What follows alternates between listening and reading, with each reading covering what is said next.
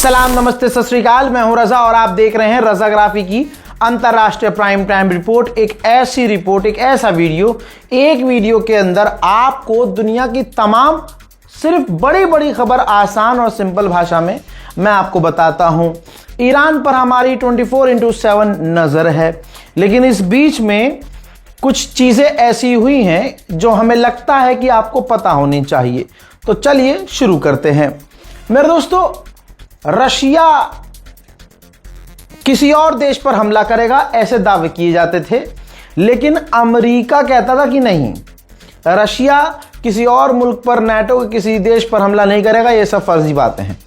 लेकिन पहली बार इतिहास में यह हुआ है कि अमेरिका ने खुद कहा है कि हमारी इंटेलिजेंस से पता चला है कि कुछ दिनों के अंदर, कुछ टाइम में रशिया पोलैंड पर हमला करने वाला है, जिसके बाद पूरे इलाके में हड़कंप मच गया है। और अमेरिका ने कहा है कि इसके पीछे रशिया की मंशा यह है कि हम एक नाटो के देश पर, पोलैंड जैसे देश पर हमला करके ये चेक करें कि फिर नाटो का क्या रिएक्शन होता है, क्या करेंगे नाटो के देश अगर हम उनके किसी साथी पर हमला कर दें। तो दोस्तों, इलाके में दूसरी तरफ तनाव बढ़ गया है। रशिया, अमेरिका और यूक्रेन के बीच तनाव बढ़ता जा रहा है। यूरोप भी पूरी तरह से रूस के खिलाफ है। देखिए, नाटो की मीटिंग भी होने वाली है और यूक्रेन के राष्ट्रपति ज़ेलेंस्की ने वार्निंग दे दी है कि हमारे देश पर रूस काफी बड़े हमले करने की तैयारी कर रहा है। पोलैंड के सरकार के एक अधिकारी ने एक्सेप्ट किया है कि हो सकता है, हम मान रहे हैं इस बात को, कि हमारी सरकार ने चुपके से, खुफिया तौर से यूक्रेन को डिफेंस सिस्टम दिए हों, जिसकी वजह से हम रशिया की नजरों में आए हों। और दोस्तों, उधर जहां व्लादिमीर पुतिन को डोनाल्ड ट्रंप अपना दोस्त कहते हैं, वहीं आप ये समझ लीजिए कि दोनों के बीच 90 मिनट बात हुई है फोन पर। तो जाहिर सी बात है, बातें बहुत सारी हुई होंगी। गुलाबी सुअर इतनी आसानी से बताएगा नहीं, और राष्ट्रपति पुतिन इतने बेवकूफ नहीं हैं कि वो भी अपनी सारी बातें बोल दें। वहीं रशिया ने, ये बात सच है कि यूक्रेन पर काफी बड़े हमले किए हैं। यूक्रेन की राजधानी है कीव, और कीव पर रूस ने बहुत बड़े हमले किए हैं। पूरा कीव दहल गया है।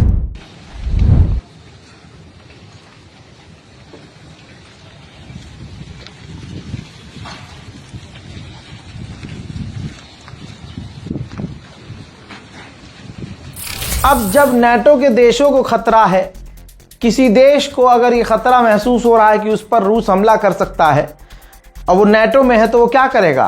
बल्कि नाटो रूस के आसपास अपनी फौज की तैनाती बढ़ा रहा है। सन 2026 अभी खत्म नहीं हुआ है। जनवरी से अब तक भाई यूक्रेन रूस की 194 ऑयल रिफाइनरीज पर हमला कर चुका है यूक्रेन।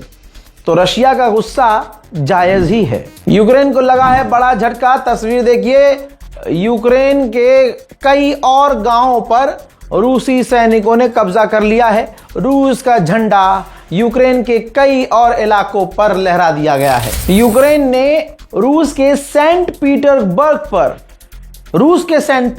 पर जो वहां ऑयल रिफाइनरी है, दिन दहाड़े इतना बड़ा हमला किया कि दुनिया हिल गई है।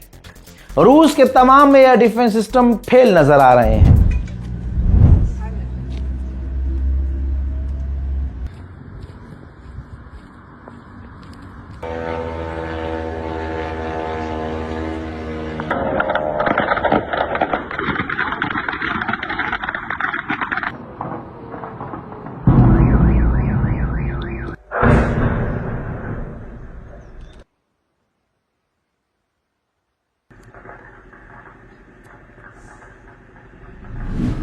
उधर रूसी अधिकारी ने ऐलान करके बताया है कि हमने यूक्रेन की कैपेबिलिटीज को कम कर दिया है।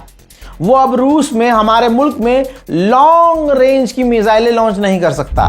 खुद व्लादिमीर पुतिन ने कंफर्म किया है कि दुश्मन यानी यूक्रेन रूस के सिविलियंस इलाके में कई और बड़े हमले करने की तैयारी कर रहा है। मेरे दोस्तों, पुतिन ने आगे ये भी कहा है कि अगर यूक्रेन इसी तरह से हमारे सिविलियंस इलाकों पर हमले जारी रखेगा तो हम अपने सिक्योरिटी जोन बढ़ा देंगे। सन 2022 में एक रूस का पाइपलाइन रूस से निकलता हुआ समुद्री रास्ते से दूसरे मुल्क जा रहा था। उस पाइपलाइन के जरिए गैस एक्सपोर्ट करता था रशिया, और वो बहुत बड़ी पाइपलाइन थी। 2022 में वहां धमाका होता है, पाइपलाइन तबाह हो जाती है। रशिया ने तभी कह दिया था कि ये यूक्रेन का काम है, और यूक्रेन ने मना कर दिया था, ये हमने नहीं किया है। अब तीसरा देश है जर्मनी, जो पूरी तरह से यूक्रेन का साथ देता है। उसकी रिपोर्ट है, न्यूज़ आर्टिकल छप चुका है, अल जजीरा तक ये रिपोर्ट पहुंच चुकी है।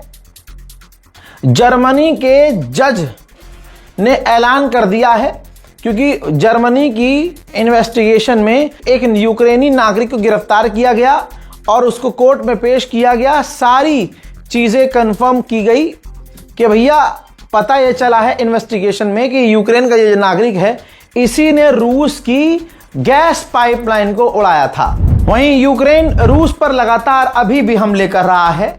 रूस के बेलग्रोड के इलाके पर कितना बड़ा हमला यूक्रेन ने किया है, देखिए।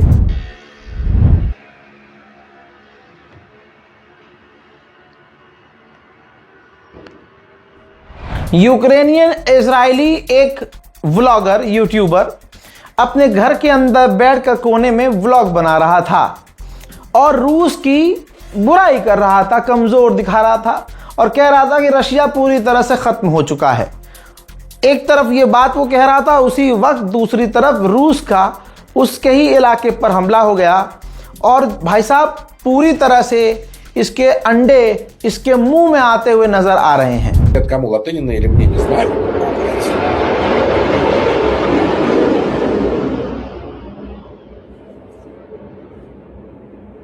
Ну, чтобы вы понимали, могу только предполагать.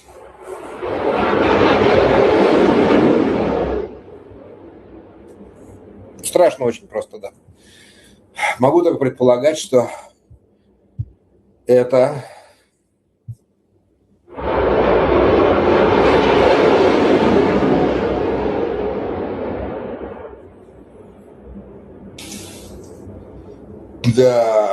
नेटो के चीफ ने जहर उगलते हुए कहा कि अगर यूक्रेन और रूस की जंग खत्म भी हो जाती है तब भी रशिया हमारे लिए, नेटो के लिए खतरा रहेगा।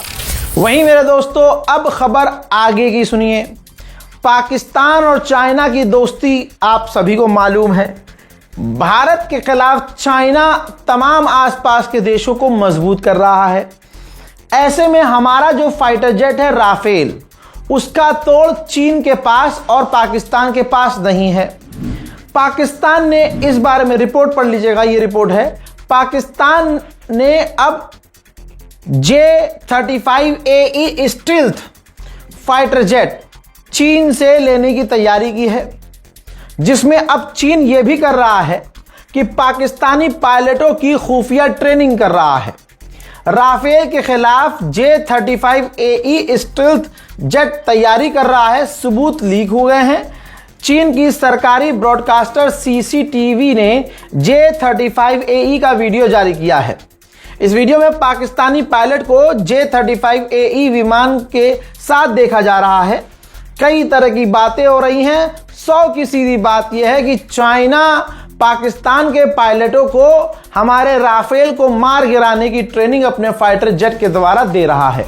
उधर पाकिस्तान के अंदर कुछ अच्छा चले तो मैं बताऊं आपको, भाई बलोच संगठन ने पाकिस्तान की फौज को निशाना बनाया।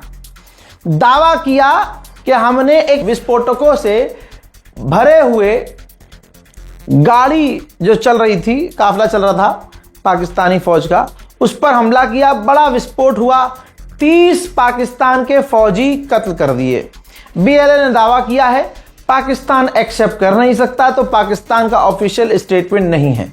तो उधर बलोच पूरी तरह से पाकिस्तान की फौज पर भारी पड़ रहे हैं। वहीं एक मैटर जो मैं आपके सामने लगातार रख रहा हूं, POK में रहने वाले जो कश्मीरी हैं, उन पर पाकिस्तान फौज का जुल्म और सितम इतना ज्यादा हो चुका है कि पाकिस्तान की वहाँ जो पीओके में रहने वाले कश्मीरी हैं वो अपनी जान हथेली पर लेकर सड़क पर आ गए हैं, प्रदर्शन कर रहे हैं। 40,000 लोग अब पिछले 72 घंटे में पीओके में पाकिस्तान फौज के खिलाफ उतरकर प्रदर्शन कर रहे थे। पाकिस्तानी फौज ने उन 40,000 की भीड़ पर गोलियां चला दी।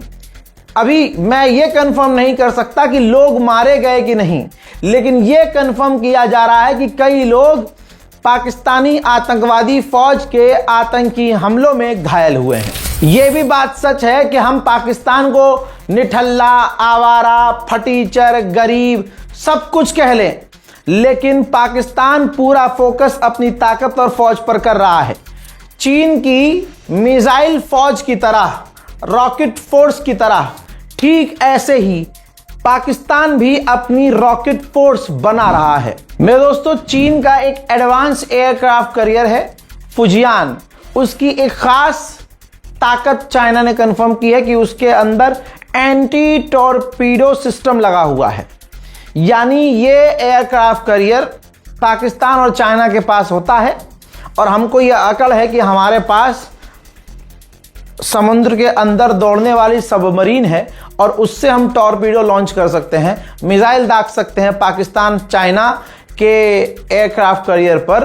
तो चाइना ने कंफर्म कर दिया है कि उस टॉर्पीडो को रोकने की क्षमता हमारे एयरक्राफ्ट कैरियर में है। नेपाल की बालेन सरकार आई तो उसने बॉर्डर को भारत के साथ जो बॉर्डर है उसका जो आज तक बहुत मस्त चल रहा था खराब कर दिया, सख्त कर दिया, कानून बदल दिया।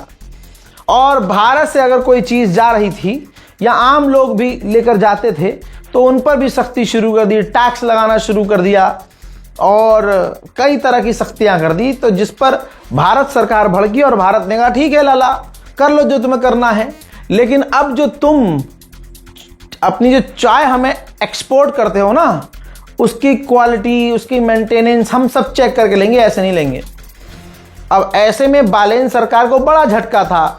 हमें लगा हमारी यहाँ जीत हो गई, लेकिन नेपाल ने खेल कर दिया। अब नेपाल वो चाय हमें ना बेचकर चाइना और पाकिस्तान को बेचने की ताक में है और बात करने की उन दोनों से कोशिश कर रहा है। ईसाइयों की और मुसलमानों की सबसे बड़ी जीत ब्रिटेन में हुई है, आप सोच नहीं सकते। और हिंदुओं को अब मैं चैलेंज कर रहा हूं, तुम्हारे बाप में अगर दम है मोदी में तो बर्तानिया पर हमला करके दिखाओ, ब्रिटेन का बाइकआउट करके दिखाओ। मैं बता दूं आपको हुआ क्या है। ब्रिटेन में एक शहर है कैम्ब्रिजशायर, यहां वाहिद एक ऐसी जगह है ये जहां पर न मस्जिद, न गिरजाघर, न गुरुद्वारा, न किसी और धार्मिक स्थल को, न मंदिर को आप देखेंगे। अब ईसाई समुदाय, हिंदू समुदाय और मुस्लिम समुदाय ने बर्तानिया गवर्नमेंट से मांग की कि आप हमें यहां जगह दीजिए लीज पर, हम अपना मस्जिद, अपनी मंदिर और अपना गिरजाघर तीनों कम्युनिटी ने कहा हम बनाएंगे। हिंदुओं को राम जी मतलब का अपमान करते हुए करके देखो, अब ब्रिटेन के खिलाफ करके देखो कुछ, अब तुम अंडुओ।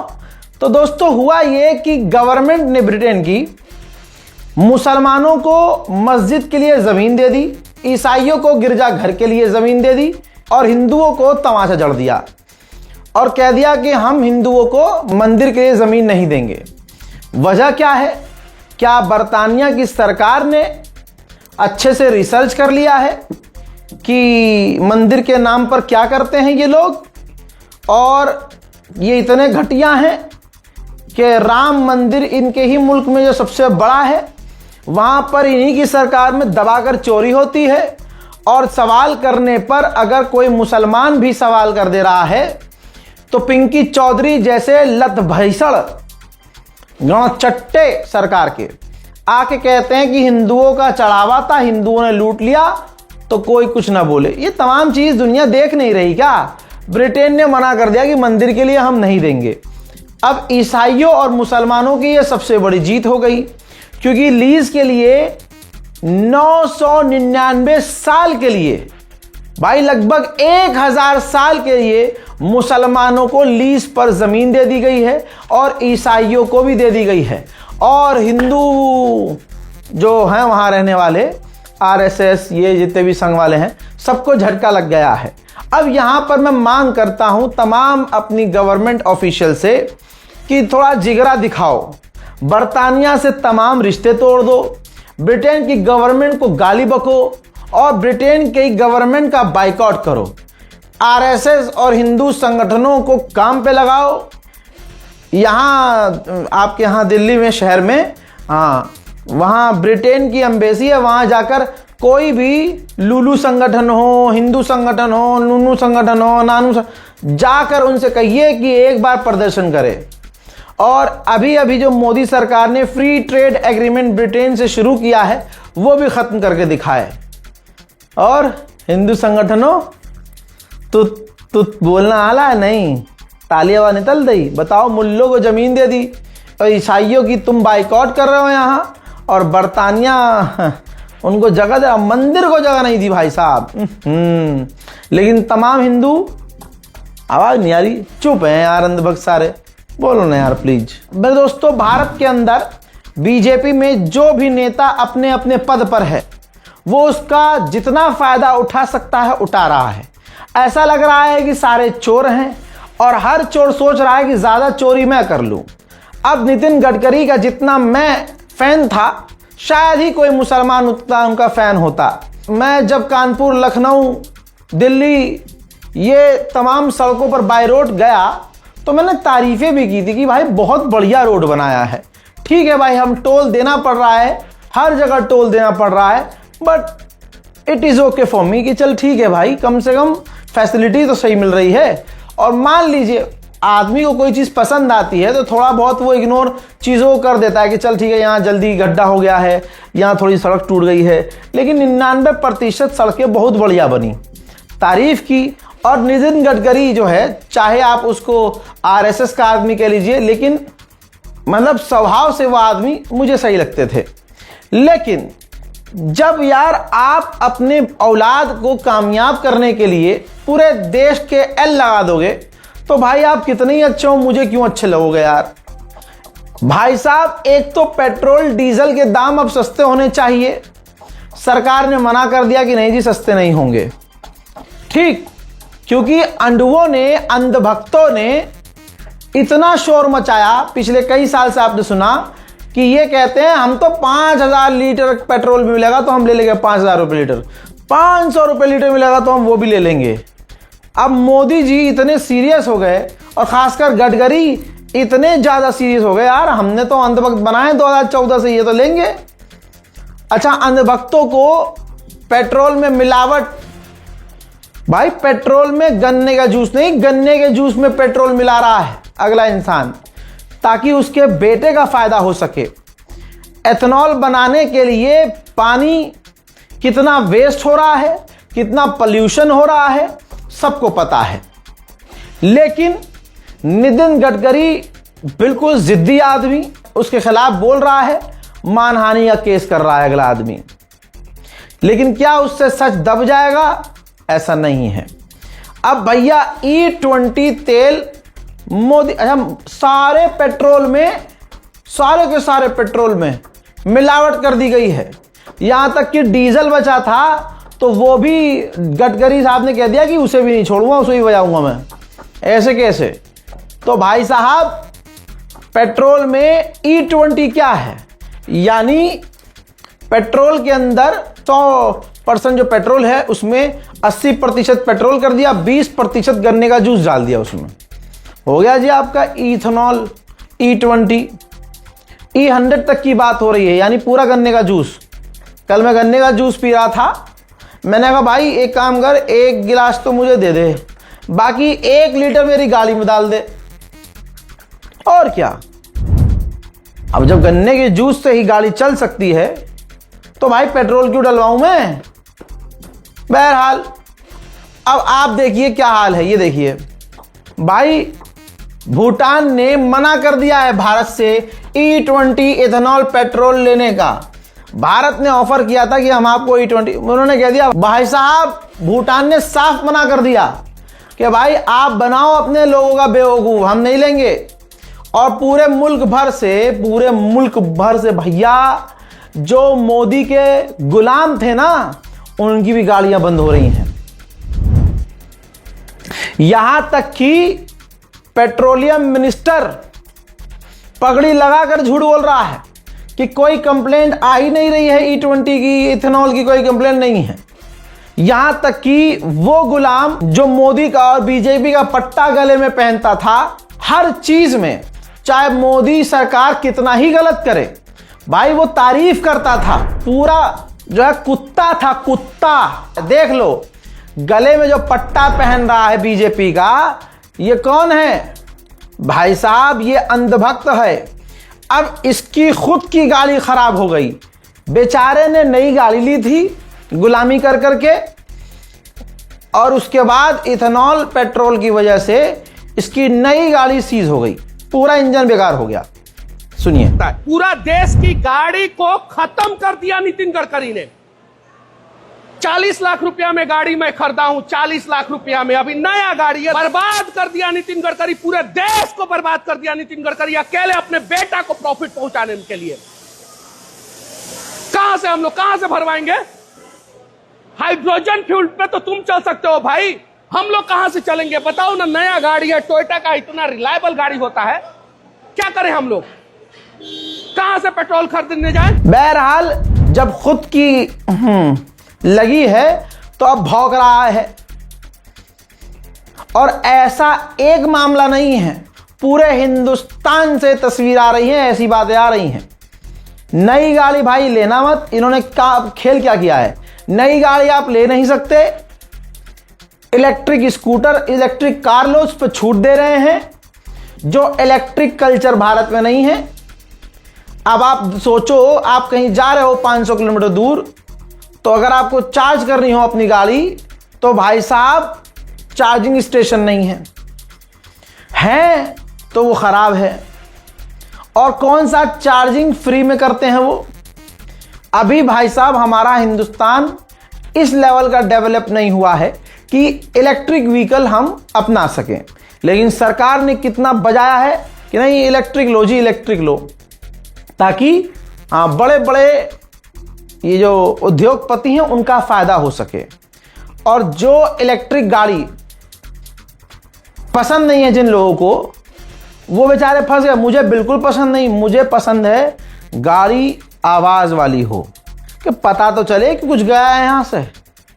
ये क्या कुत्ते की तरह, अरे इलेक्ट्रिक पता ही नहीं चल रहा, हॉर्न मारने की जरूरत नहीं पड़ती, जो पेट्रोल डीजल पता चल जाता है आगे चलने वालों को पीछे गाड़ी आ रही है।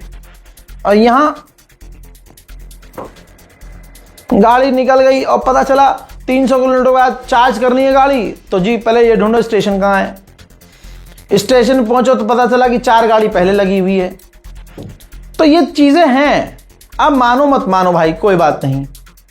तो भाई साहब अब जो पेट्रोल है पूरी तरह से मिलावट वाला है, लेकिन सरकार मान नहीं रही है। दूसरे देशों ने भारत का मिलावटी तेल लेने से इनकार भी कर दिया है, लेकिन नंगे को काहे की शर्म आएगी? अब आप सोचिए मेरे भैया, जो हिंदू, मैं कहता हूं ये अंधभक्त दोगले हैं, जो हिंदुत्व की बात करते हैं, इनसे बड़ा डरपोक और इनसे बड़ा कायर और दोगला कोई नहीं है।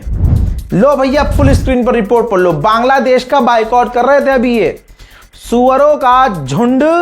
अभी कुछ वक्त पहले सुअर पालने वाले, सुअरों को घर में पालने वाले विरोध कर रहे थे। किसका विरोध कर रहे थे? बांग्लादेश का विरोध कर रहे थे। अब इन्हीं के बाप की सरकार ने, मोदी सरकार ने इसी आतंकवादी बांग्लादेश की सरकार के साथ टाई अप कर लिया है और वीजा शुरू कर दिया है, यानी रिश्ते नॉर्मलाइज करने शुरू कर दिए हैं। अब भैया ये अमित शाह करवा क्या रहा है आदमी, ये समझ से परे है। भाई बांग्लादेश ने फिर इल्जाम लगाया कि बीएसएफ 10 लोगों को इलीगल तरीके से धक्का देके हमारे बॉर्डर में घुसाने की कोशिश कर रही थी, हमने रोका है भारतीय फौज को। भाई ये हमारे बीएसएफ से क्या करवा रही है मोदी योगी सरकार? ये जो अमित शाह करवा क्या रहे हैं? बॉर्डर सिक्योरिटी फोर्सेस का, इसमें हमारी फोर्सेस का अपमान नहीं है क्या? कमाल की बात यह है कि थूक कर चाटना इन सो कॉल्ड हिंदू सरकार से सीखो। भारत में मुसलमानों का बाइकआउट करते हैं और कतर पहुंच जाते हैं हमारे विदेश मंत्री जयशंकर कतर के अमीर से मिलने के लिए, कतर की डेलीगेशन से मिल रहे हैं, वहां गए हैं तेल भीख मांगने। ये अरबों की चाटुकारिता क्यों हो रही है? मैं गोदी मीडिया से पूछूंगा कि भाई अपनी मां का दूध तुम लोगों ने पिया है या सुअर का ही दूध पिए हो तुम हैं? अब बोल के दिखाओ ना। अगर हिंदू मुसलमान करना है तो अंतर्राष्ट्रीय लेवल पर करो और पूछो अपने बाप से कि यहां हिंदू मुसलमान करवा के, मुसलमानों का बाइकआउट करवा के, हिंदू संगठनों को फंड करवा के दक्ष चौधरी और ये जितने कुत्ते घूमते हैं दिल्ली में, ये गौ माता, राष्ट्र माता और फलान माता, धमाक माता और हम रक्षा दल, फलान दल, विश्व हिंदू परिषद, जो इन भाई ये जो हिंदू मुसलमान करते हैं ना, सरकार ही फंड करती है। वरना सोचो, अभी राघव चड्ढा के मीटिंग की जो वीडियो वायरल हुई, जितने नफरती कुत्ते थे जो हमारी भारत मां को नोच रहे हैं हिंदू मुसलमान करके, राघव चड्ढा ने सबके साथ मीटिंग की थी। ये औकात हो गई है। तो अब सरकार से ये पूछो ना कि फिर मुसलमानों का बाइकआउट करना है तो भाई मुसलमानों से तेल लेना बंद करो। सबसे पहले औकात पे आओ, तुम अपनी औकात में आओ। भारत के अंदर खुद तेल निकालो और खुद अपने यहां तेल बनाकर बेचो। इराक का तेल क्यों ले रहे हो? कतर का तेल क्यों ले रहे हो? यूएई के आगे जाके क्यों झुक रहे हो? अबे औकात में रहो। अमेरिका से तेल, अपने बाप से तेल लो। अमेरिका, रशिया, इनसे तेल लो। अरबों का पूरा बाइकआउट करो। हजरात, ये भी वही है और अरब भी वही है। एक बात बोलना चाहता हूं, ये बस आपके जहन में डाल दूं क्योंकि आपके जहन में ये बात नहीं होगी। भारत के अंदर मुसलमानों का हाल क्या है? मुसलमान छोड़ दीजिए, पैगंबर इस्लाम सल्लल्लाहु अलैहि वसल्लम का अपमान किया जा रहा है। क्या वो सिर्फ हमारे पैगंबर हैं? क्या वो अरबों के पैगंबर नहीं हैं? क्या अरब मुसलमान नहीं हैं? तो अरबों को दिख नहीं रहा कि भारत के अंदर मोदी सरकार अपने हिंदूवादी लोगों से और हिंदू एजेंडा चलाने वालों से क्या करवा रही है? पैगंबर इस्लाम का अपमान करवा रही है। और अगर नहीं करवा रही है तो नाजिया इलाही जैसे लोगों को गिरफ्तार क्यों नहीं करवा रही है? मुसलमानों की मॉब लिंचिंग भारत में क्यों हो रही है? भाई वो अरब हैं, वो सबसे बड़े गद्दार हैं, हरामी। जो फिलिस्तीन के लिए ना बोले वो हमारे लिए बोलेंगे क्या? अरे हमें छोड़ दो भाई साहब हमारे हाल पे। लेकिन पैगंबर इस्लाम सल्लल्लाहु अलैहि वसल्लम पर अरब खामोश है कि अरब की मीडिया कवर नहीं कर रही है कि क्या हो रहा है। सब किया जा रहा है, सब चीजें कवर की जा रही हैं, लेकिन अरब खामोश है। अरब ये चाहे अगर ईमानदारी से तो भाई एक साथ अगर मोदी सरकार से कह दे कि ये तुम्हारे यहां हो रहा है, इसे बंद करो वरना आपके हमारे रिश्ते खराब हो जाएंगे। खुदाए पाक की कसम पूरे यकीन से कह रहा हूं, आधे घंटे के अंदर मोदी को इमरजेंसी मीटिंग करनी पड़ जाएगी। सारे व्हाट्सएप ग्रुप में मैसेज चला जाएगा कि ऐसे काम ना करो, थोड़ा पॉजिटिव मुसलमानों के लिए रह के दिखाओ। बहुत ज़्यादा अरबों को जो है अब बुरा लग रहा है, उनके नोटिस पे बात आ गई है। लेकिन ये साले खुद गद्दार हैं अरब भाई। जो फिलिस्तीन के लिए न बोले वो हमारे लिए क्या बोलेंगे? पैगंबर इस्लाम के लिए क्या ही बोलेंगे? उनको भाई पैसे से मतलब है। वेनेजुएला में भूकंप आया था, आपको याद होगा। उस भूकंप से अब तक 3,500 वेनेजुएला के लोग मारे जा चुके हैं और अभी भी लाशों को निकाला जा रहा है। उधर नॉर्थ कोरिया का अलग गेम चल रहा है भाई। नॉर्थ कोरिया ने अपने युद्धपोत से 12 मिसाइलें लॉन्च की हैं एक साथ। चाइना के अंदर ही चाइना और रशिया ने अपनी नेवल समुद्री ड्रिल शुरू की है।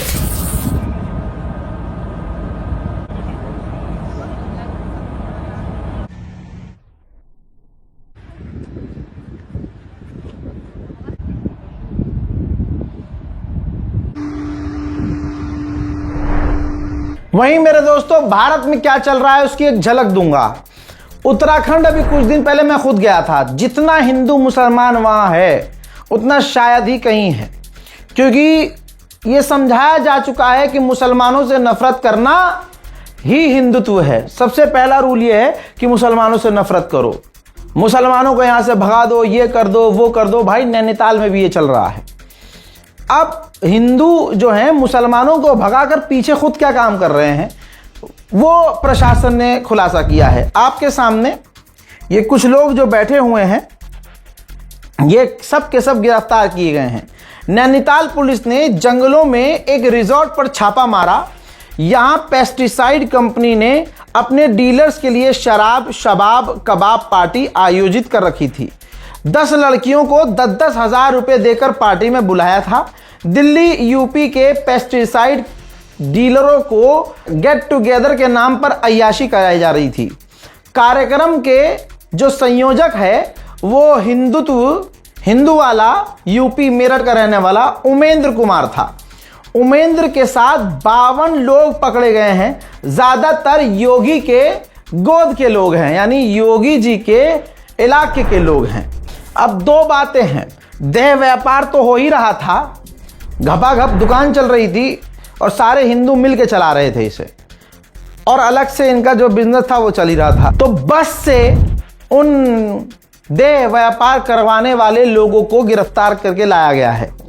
भाई लगभग 51 लोग हैं और सारे के सारे हिंदू हैं, राम भक्त हैं। नाम सुन लीजिए जल्दी जल्दी। और आपको बता दूं कि जैसे हमारे मुल्क में आबादी है, वैसे ही क्राइम में भी दिख जाएगा आपको कि हिंदू भी मिल जाएंगे आपको, हिंदू मैक्सिमम मिलेंगे और मुसलमान भी मिलेगा। देखिए मैं नाम पढ़ रहा हूं कौन कौन गिरफ्तार हुआ है उत्तराखंड के नैनीताल सेक्स रैकेट में। सर्वेश कुमार, रामानुज सिंह, वीरेंद्र दुबे, जीत बहादुर, अनिरुद्ध वर्मा, आशीष कुमार, आनंद कुमार, राघेंद्र पांडे, गौरव कुमार, राजेंद्र कुमार, दीपक कुमार, उमेंद्र कुमार, वरुण तिवारी साहब भी हैं भाई, सुनील कुमार पांडे, जयप्रकाश तिवारी, हरिशंकर तिवारी, विनोद कुमार, ज्ञानदेव, आलोक राजपूत, राहुल गुप्ता, विकास कुमार, अरुण, ब्रजेश, सोहन सिंह, मनप्रीत सिंह, पवन सिंह, अरविंद सिंह, गुरुदयाल सिंह, हरजीत सिंह, राहुल गुप्ता, गौरव कुमार, आशीष पांडे, प्रमोद सिंह, राकेश कुमार, देवेंद्र कुमार, आलोक कुमार, देशराज, राजकुमार, हरिनारायण, सौरभ प्रजापति, आलोक रंजन, राजेश, अकरम पुत्र सैफुल इस्लाम, हिमांशु सिंह, अनुराग तिवारी, गरवीन पाल, सुनील कुमार, ऐसे बहुत सारे लोगों को पुलिस ने गिरफ्तार किया है। सोचिए राम मंदिर वालों ने और सरकार ने हिंदुओं को क्या बेवकूफ बनाया, हिंदू मुसलमान करवाया और दबाकर देश में हिंदू मुसलमानों का कांड करवाया। हिंदू मुसलमानों से इतनी नफरत करने लगे कि 2 रकत मुसलमान नमाज पढ़ ले तो इनका धर्म हिल जाता है। ऐसा माहौल किसने बनाया? हिंदू मुसलमान एक दूसरे को, हिंदू समुदाय मुसलमानों से नफरत करने में इतना व्यस्त हो गया कि पीछे से राम मंदिर को ही लूट लिया हिंदुओं ने। और किसने लूटा? चौकीदारों ने लूटा। अब एक और नया मामला आया है। राम मंदिर के अंदर भाई सोने की रामचरितमानस गायब हो गई है। मेरे दोस्तों, ये रामचरितमानस की असली तस्वीर है जो सोने की है।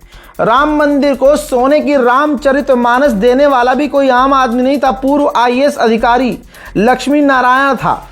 उन्होंने बताया कि शुरुआत में 5 महीने तक रामचरितमानस मंदिर में देखी गई। रोजाना इसकी पूजा होती थी, भक्त इसे देखने आते थे। मैं बहुत खुश था, अचानक से इसे हटा दिया गया। रामचरितमानस कहाँ है? मैंने कई बार इसका फॉलोअप लिया लेकिन कुछ पता नहीं चला।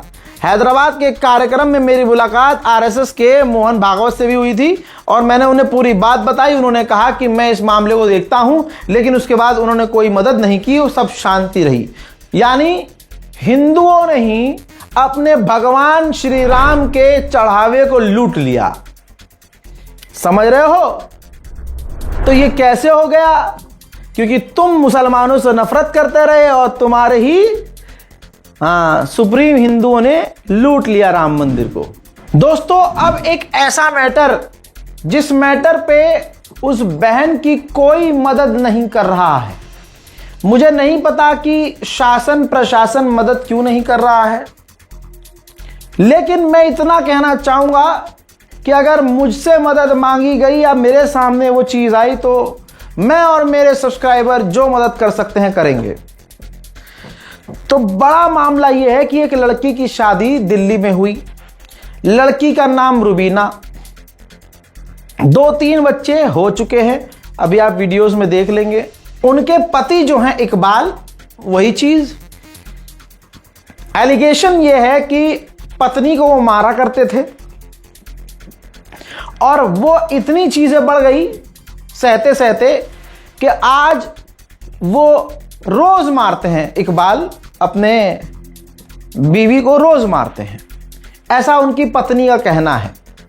मैंने उस लड़की के भाई से बात किया तो पता ये चला कि भाई उन्होंने, क्योंकि मैंने कहा, मुझे गुस्सा आया कि भाई अगर इतना पीटा जा रहा है, तुम्हारी बहन को मारा जा रहा है, तो दिल्ली जाओ, अपने जीजा को समझाओ या कंप्लेंट करो। तो भाई ने बताया कि भैया कंप्लेंट की हुई है हमने पहले, और पुलिस आई थी तो पुलिस से भी बदतमीजी। पुलिस ने कहा कि शराबी आदमी को क्या समझाएं, हालांकि ये स्टेटमेंट गलत है। शराबी को तो पुलिस ले आके पहले जेल में बंद कर दे, फिर नशा सारा उतारे।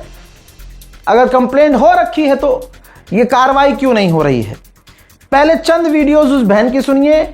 मैं खुद भी पहले इस मामले को फेक समझ रहा था और मुझे खुद लग रहा था कि भाई व्यूज और लाइक के लिए हो सकता है ये किया जा रहा हो, लेकिन परिवारजन से मैंने खुद बात की है, तब पता चला कि ये तो मामला, भाई से मैंने बात की लड़की के, तो पता चला कि ये मामला सच्चा है। और उस बेचारी को पढ़ना ही नहीं आता तो कमेंट कहां से पढ़ेगी, रिप्लाई कहां से देगी? डीएम मैंने भी किया था तो डीएम में रिप्लाई कैसे करेगी, ये हमने सोचा ही नहीं। हम तो ये सोच रहे थे कि भाई पढ़ी लिखी है तो भाई चला रही है, रील बना रही है, डिस्क्रिप्शन लिख रही है, पोस्ट कर रही है। अब आपको ये भी बता दूं, आप कहेंगे भैया वो फोन क्यों नहीं कर, भाई सिम तोड़कर पति देव ने उनकी फेंक दी है पहले ही। अब बस वो वाईफाई से कनेक्ट करके जैसे जुगाड़ लगा के वो बेचारी चला रही है, और मुझे लगता है कि ये कुछ दिन की बात है, क्योंकि वो लगातार वीडियो बनाकर मदद मांग रही है और मदद नहीं मिल रही है। अल्लाह ना करे उसको कत्ल कर दिया जाए, अल्लाह ना करे उसे बेच दिया जाए, दफना दिया जाए अपने पति के द्वारा, तो महिला आयोग कहाँ मरा हुआ है, पुलिस प्रशासन कहाँ है, ये समझ से परे है। हालांकि दिल्ली का यह मामला है तो दिल्ली पुलिस छोड़ती नहीं है। दिल्ली पुलिस ऐसे अपराधियों की टांग 2 मिनट से पहले चीर देती है। घरेलू हिंसा में महिलाओं की मदद करने में तत्पर रहती है, इस बात की गारंटी मेरी है। दिल्ली पुलिस के और मामले पे बात नहीं करूंगा, लेकिन ये जो लड़कियों पर जुल्म होता है घरों के अंदर, इस मामले में मुझे अच्छे से मालूम है कि पुलिस कितनी इसमें एक्टिव रहती है। एक कंप्लेंट पर सारा खेल हो जाता है। पहले बहन की ये तकलीफ सुनिए, ये चंद वीडियोस हैं, उनके दर्द को समझिए। तो ये सारा सामान सुबह ही आ गए, सारा सामान सुबह में बच्चों को बराबर से चाय मांग के लाई, तो जब बराबर से बच्चों को चाय पिला रही, देखो सारा सामान सब ऐसा पड़ा हुआ है और मुझे मारा। मेरे बच्चे देखो कितने छोटे हैं, कितने मासूम बच्चे मेरे, और मार के बहुत छीन के बहुत मुश्किल है मैंने ये फोन छीना है। मुझे ज्यादा सपोर्ट कर दो, मेरी मदद कर दो, सभी अल्लाह का वास्ता मेरी मदद कर दो, मेरी मदद कर दो, मुझे बहुत परेशान हूँ, मेरी मदद कर दो, मुझे बहुत मारा है जो मेरे मासूम बच्चे हैं। देखो बहुत मजबूरी में चेहरा खोल रही हूँ, अल्लाह मुझे माफ कर दे परवरदिगार। देखो आप लोग मुझे वीडियो में सपोर्ट करा लोगों ने, तो मैं इसे आके मुझे बहुत मारा। मैं रोड पे से बहुत छीन के लाई है, बहुत मुश्किलों में। देखो मेरे मासूम बच्चे भी रो रहे हैं, मैं बहुत मुश्किलों में बहुत छीन के लाई हूँ। पूरा रोड भर गया था। जब मुझे पहले बुला के मुझसे कह नंबर लूंगा फोन का, मैंने फोन मत ले, कह रहा तेरे डिलीट करूंगा जितने तेरे फॉलोवर हैं या जितने तेरे लोगों ने सपोर्ट करा है सब डिलीट करूंगा। और मुझे मार के फोन ले जा रहा, बड़े मुश्किलों से मैं फोन लाई हूँ, मेरी मदद करो, मेरी मदद करो। देखो मुझे बहुत मारा है और फोन छीन के ले जा रहा है। मैं रोड पे से फोन लाऊंगी, बहुत मुश्किलों में फोन लाऊंगी, रोड पे से लाऊंगी, बहुत फोन छीन के। मेरे मासूम बच्चे हैं, देखो पागलों की तरफ भागती गई, मैं नकाब ओढ़ के फोन छीनने के लिए। जी कहता सब डिलीट करूंगा, तेरे सब डिलीट करूंगा। अब ये चीज मुझसे देखी नहीं गई, मुझे नहीं पता कि आगे ये बहन जिंदा रहेगी कि नहीं। जिम्मेदार प्रशासन होगा, जिम्मेदार प्रशासन होगा। पहले ही बोल रहा हूं, तारीख देख ली जाए, ये नीचे तारीख आती रहती है, अपलोड डेट देख लिया जाए, मैंने पहले ही आवाज उठाई है। अब सुनिए, यहां तक कि बहन तक ये खबर पहुंची कि रजा भाई तक मामला पहुंच गया है, तो उन्होंने हमसे भी मदद मांगी और 4 बातें और उन्होंने बताई हैं। अस्सलामुअलैकुम। मेरी शादी को 9 साल हो चुके हैं और मेरे ससुराल सहसमान की है और मेरे 2 बच्चे हैं और मुझे बहुत अत्याचार हो रहा है। मेरे शोहर मुझे बहुत मारते हैं और जान से मारने की धमकियां देते हैं और हालांकि उन्होंने बहुत बार कोशिश भी कर चुके हैं और मुझे पूरा शरीर से बेकार कर दिया है। मेरे सर में इतनी चोटें हैं, मुझे इतना मार के गए हैं कल भी। और ये वीडियो रजा साहब तलक, रजा भाई तलक पहुंचा दें और मुझे इंसाफ मिले बस। हजरात, इनके शौहर पति इकबाल, अब मेरे पास लाइव अपडेट ये है कि ये अपने साले साहब को धमकी दे रहे हैं, गालियां बक रहे हैं, उल्टा सीधा बोल रहे हैं और अल्लाह जाने अब अपनी बीवी के साथ क्या करेंगे। अल्लाह जाने अपनी पत्नी के साथ अब ये क्या करेंगे, रूबीना के साथ ये क्या करेंगे, मुझे नहीं पता। और कितना मारेंगे इस वीडियो के बाद कि वहां तक बात पहुंचा दिया, मुझे नहीं पता, बिल्कुल नहीं पता। अभी आपके हाथ में है दोस्तों, ज्यादा से ज्यादा इस वीडियो को क्रॉप करो, ट्रिम करो, काटो, शेयर करो। महिला आयोग अगर देख रहा है तो देखे, समझे और संज्ञान ले। दिल्ली पुलिस से अपील है कि संज्ञान ले। आपकी स्क्रीन पर यह आदमी वही है जो अपनी पत्नी पर जुल्म और सितम कर रहा है। बताया यह भी गया है परिवारजन के द्वारा मुझे कि भाई ये किसी पार्टी से बिलोंग करते हैं, बीजेपी से तो नहीं, लेकिन किसी न किसी पार्टी से हैं। अब वो पार्टी मुझे कंफर्म नहीं है और पार्टी में भी कोई अधिकारी नहीं है, होगा ड्राइवर व्राइवर कोई ऐसे रोल पर होगा। उसका ये सारा भरम अपनी धर्म पत्नी को दिखाकर ये मर्दानगी दिखा रहा है, मार रहा है उसे, अपने बच्चों के सामने मार रहा है। 9 साल हो गया शादी को। अरे भाई क्यों कत्ल कर, जिस इंसान ने तेरा 9 साल तक साथ दिया और सारी जिंदगी वो तुम्हारा साथ देने को राजी है, तुम किस लिए मार रहे हो उसे। बहरहाल उनके भाई की अपील भी मुझ तक पहुंची है, अब भाई को भी सुन लीजिए। अस्सलाम वालेकुम, मेरा नाम है जसीम और ये आप जो वीडियो देख रहे हैं ये रूबीना मेरी सगी बहन है। दिल्ली अभी इस समय रह रही है, रहने वाले बदायूं की है।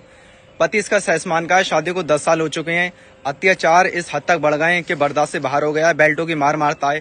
थाने में हमने 2 साल पहले जो रिपोर्ट दी थी, कंप्लेन दी थी, पुलिस वालों को इसने गाली बकी और हम लोगों को धमकियां दी और बार बार मेरी बहन को धमकियां दे के ले जाता था। मेरी बहन रिश्ता बचाने के लिए अत्याचार सह रही थी, बहुत सह रही थी। उसने काफी कुछ बर्दाश्त किया ताकि उसका रिश्ता बचा रहे, लेकिन अब हाथ पार कर दिया इसने। इसलिए हम ये वीडियो बना के राजा साहब को मतलब भेज रहे हैं ताकि हमारे आगे से आगे मदद हो सके। और बहुत बहुत शुक्रिया रजा भाई का। तो भाई ये मेरी रिक्वेस्ट है, मेहरबानी करके, माहौल बड़ा बुरा है, कब क्या हो जाए नहीं पता, मेहरबानी करके अपनी इस बहन की जान बचाइए। इस वीडियो को शेयर कीजिए। फिलहाल के अंतर्राष्ट्रीय प्राइम टाइम रिपोर्ट में इतना ही। जय हिंद।